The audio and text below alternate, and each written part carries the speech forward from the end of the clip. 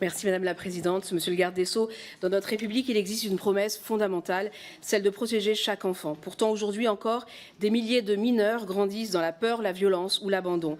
Et lorsque la société échoue à les protéger, c'est toute la communauté nationale qui est mise en cause.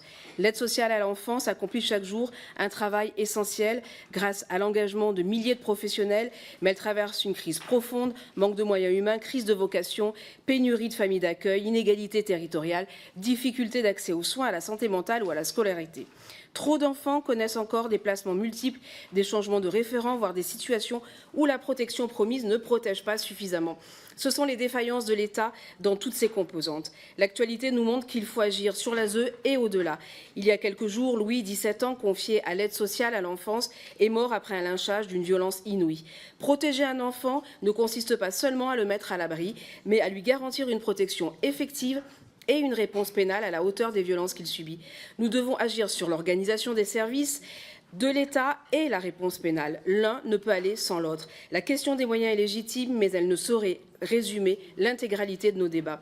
La position du groupe de la droite républicaine est constante et engagée. Plusieurs députés ont rédigé des propositions de loi sur ces sujets, cyberpédocriminalité, volet pénal, regroupement des fichiers.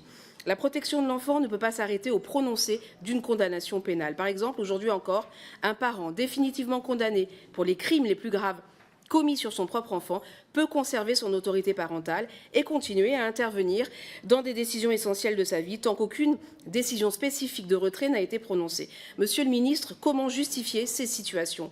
Nous pensons qu'il serait plus cohérent d'inverser le principe, le fameux point de bascule que vous évoquiez. Notre proposition consiste à faire du retrait de l'autorité parentale la règle lorsque la juridiction pénale prononce une condamnation pour de tels crimes, tout en préservant pleinement, évidemment, le pouvoir d'appréciation du juge. Celui-ci pourrait y déroger par une décision spécialement motivée. Beaucoup. Merci.